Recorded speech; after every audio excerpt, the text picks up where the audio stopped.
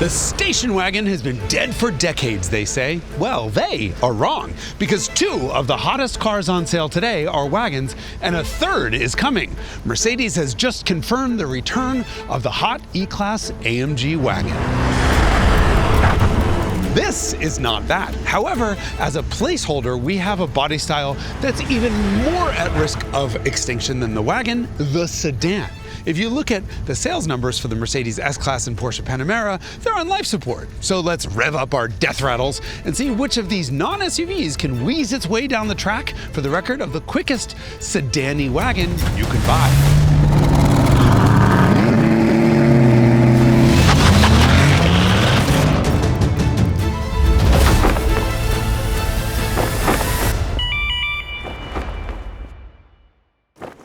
If you drive your cars on the road, it's not a matter of if, but a matter of when something will happen. Hagerty's guaranteed value insurance lets you agree on your classic car's value before something happens, not when it's already too late. So your car can get back out on the road where it belongs. Get a free quote at jasonsentme.com.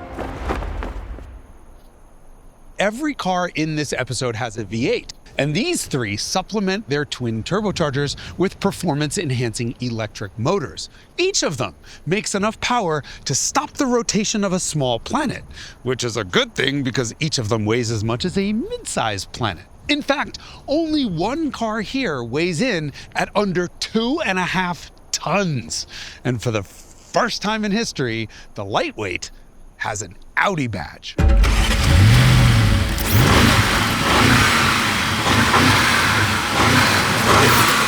The hot Audi wagon squeezes in under that 5,000-pound mark by 170 pounds. And all of that light weight comes from the fact that this is the only non-hybrid here.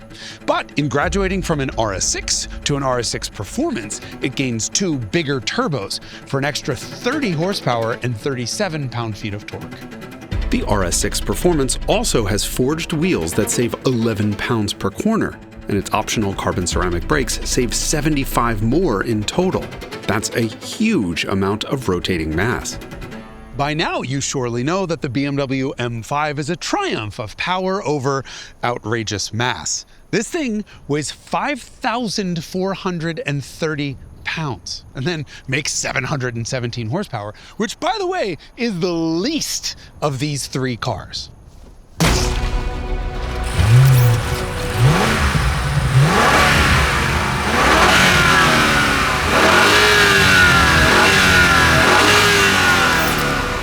The Porsche Panamera Turbo SE Hybrid beats the M5 by 54 horsepower, and it weighs a couple hundred pounds less. But it has one other thing that will give it an advantage, aside from the Porsche badge, which always seems to help everything here, and that's that it's the only dual clutch automatic here. And that means launch control with a clutch dump, so it'll get off the line like a rocket.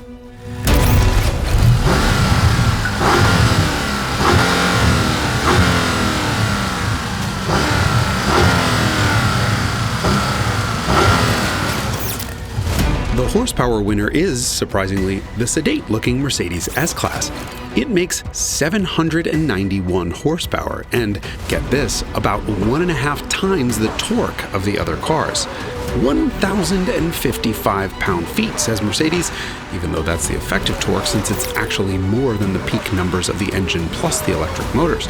For that silliness, blame math and the effect of having a separate 2-speed transmission in the back.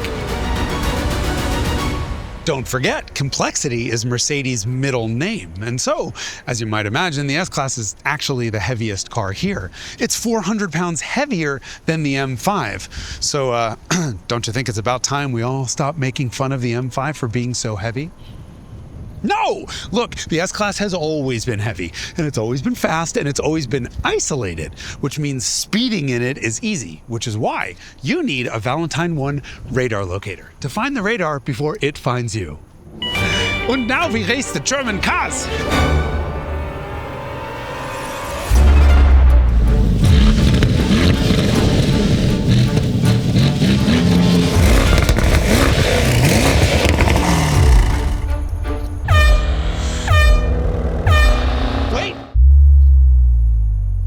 Wait, hold on a second. Sorry.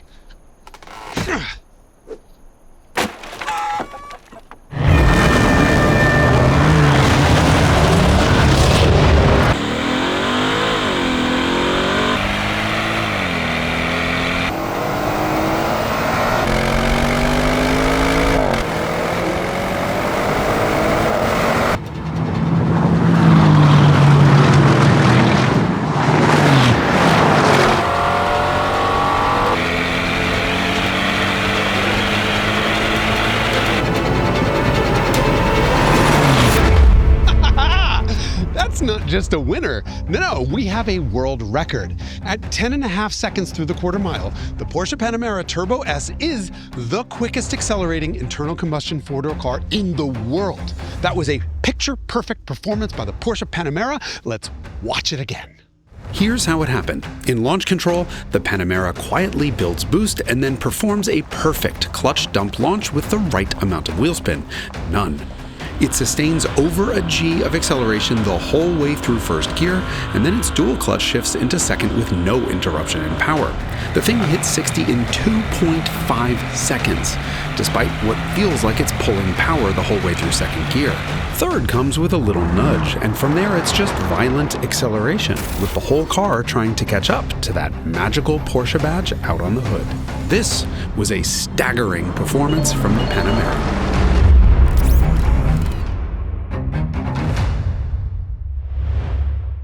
Well, if the Porsche was the winner, the Mercedes is the shocker. Like, what is this thing doing here? The sight of this luxurious barge launching like that is laugh out loud hysterical. And then the fact that it out-accelerated an M5 and an RS6 is just absurd. We love it. That is complexity for the literal win. Or technically second place. You get the idea.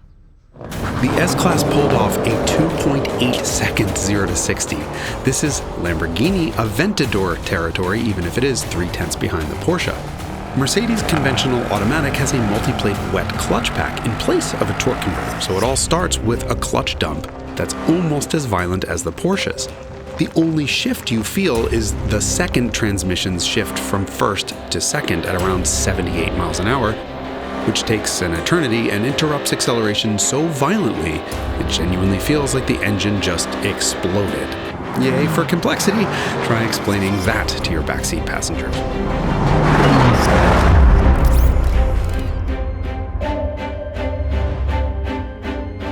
The M5 finishes just a car length behind the Mercedes, but it traps 1 mile an hour faster, so it would soon blow by it.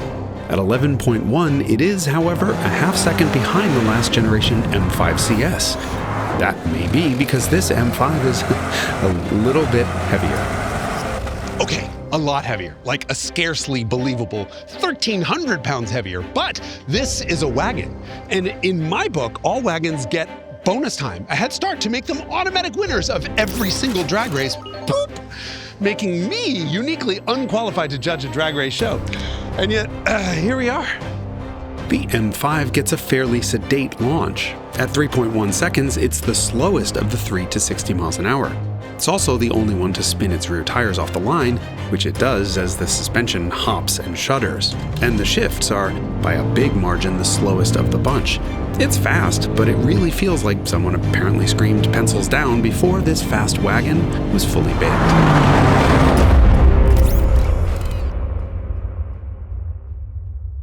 The BMW has the biggest engine of the group, but it makes the least power and torque. However, once you add in the electric motor, it's enough to overcome the chassis tuning deficiencies and eke out a small win against the other wagon here, otherwise known as the other automatic winner because wagon.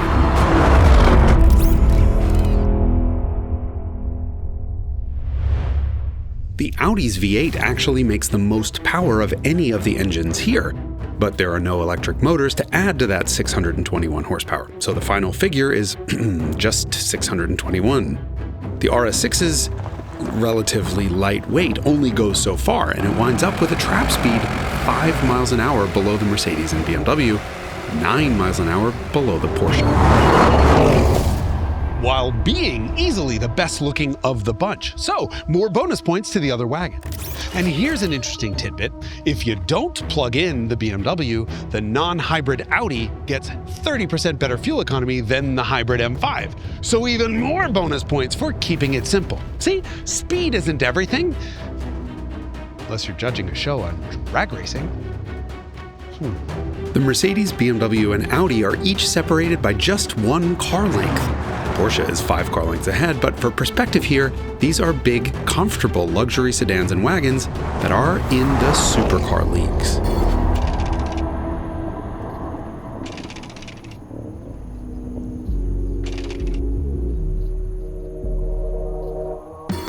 Clearly, we're living in a world where you can have your cake and eat it too. And maybe all that cake is why these cars are all morbidly obese. But the weight hasn't slowed them down at all, because each of these cars could have outrun a McLaren F1 down this quarter mile. They're so fast that we had a hell of a time finding a camera car that could keep up.